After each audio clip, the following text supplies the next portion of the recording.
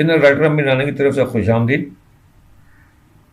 Horror story Suraiya number 9 में आपसे मुखातिब हूँ।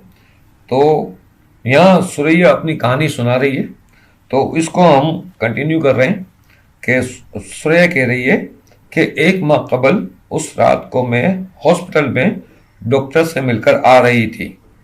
मेरी वालदा की कुछ टेस्ट रिपोर्ट्स आई थी।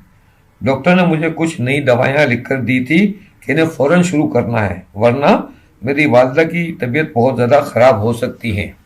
यानी इमरजेंसी में कुछ दवाइयाँ लिख के दी थी और कहते वो दवाइयाँ इनको अर्जेंटली आपने दें, वरना इनकी तबीयत मज़ीद ख़राब हो सकती है। तो आलिया इस बात को सुन रही है, सुरैया कह रही है।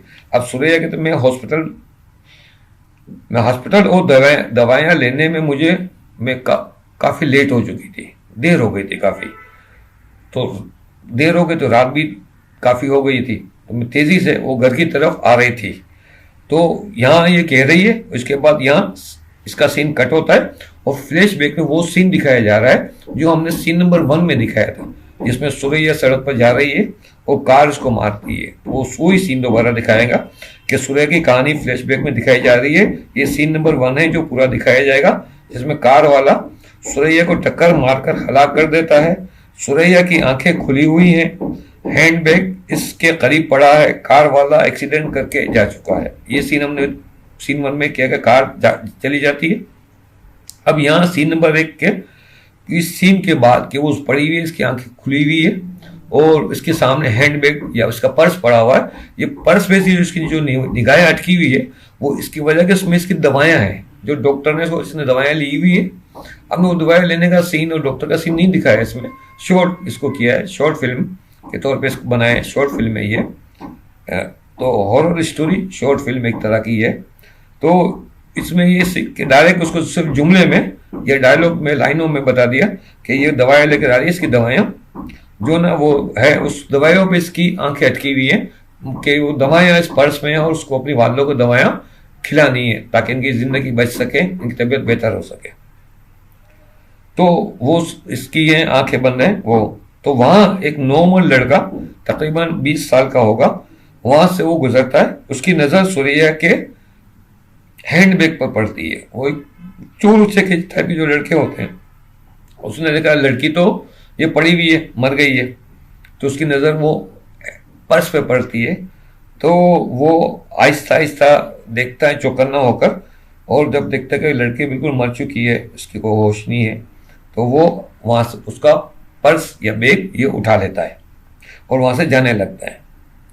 यहाँ सुरैया की बैकग्राउंड आवाज़ है और सीन चल रहा है, यानी कि सीन चल रहा है, सीन दिखाया जा रहा है। सीन में डायलॉग नहीं है, डायलॉग जुमले सुरैया बोल रही है कि फिर वो कहती है सुरैया कि वो लड़का मेरा बैग लेकर जाने लगता है, बैग में मेरी वालदा की दवाइयाँ हैं, वो मुझे इन्हें घर जाकर देनी है। यहाँ मेरा दम निकल रहा है, अब मेरी रूह मेरे जिस्म से बाहर निकल रही है। अब स्क्रीन प्ले में वो दिखाया है, वो सीन वही चल रहा है, एक्सीडेंट वाली सड़क का सीन है, और सिर्फ जुमले इसके जो बैकग्राउंड में वो उसके हैं, इसको ओवर वॉइस कहते हैं, ओवर वॉइस है। स्क्रीन प्ले वही है कि सुरैया का जिस्म सड़क पे पड़ा हुआ है। अब सुरैया के जिस्म की रूह जिस्म से जुदा हो रही है। आपने देखा है फिल्मों में रूह बाहर निकलती है, जिस्म में पड़ा रहता है, रूह बाहर निकल रही होती है। वो आहिस्ता आहिस्ता तकरीबन ज़मीन से 4 फीट बुलंद होकर वो इसकी रूह बाहर निकल आती है और ज़मीन से 4 फीट बुलंद हो जाती है।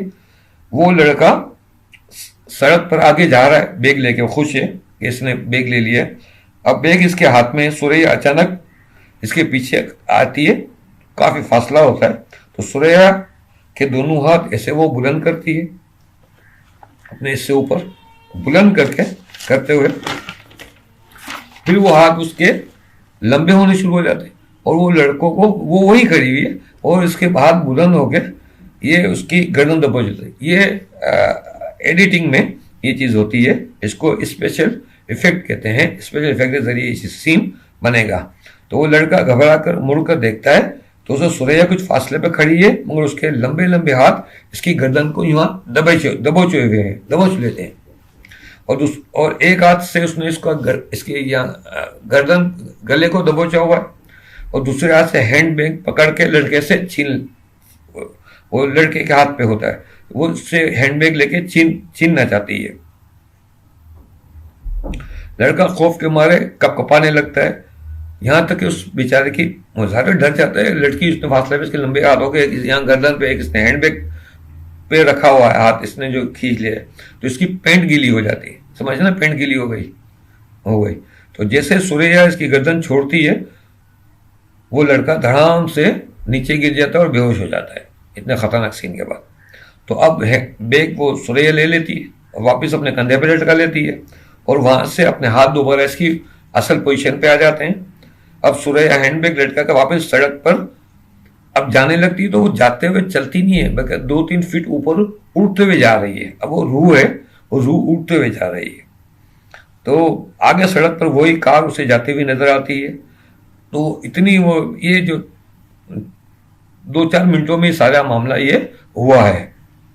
हमने तो उसको बड़े तवील उससे सुना है, 2-4 मिनटों के बाद सामने हुआ है।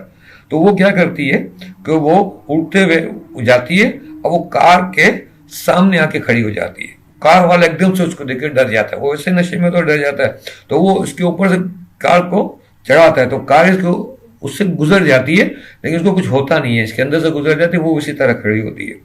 फिर सुरैया दोबारा उड़ते हुए आती है, वो उड़ते हुए आते हुए कार वाले को इसके उससे दरवाजा होता है इसका, उसको वो खोल के इसको बाहर निकालती है।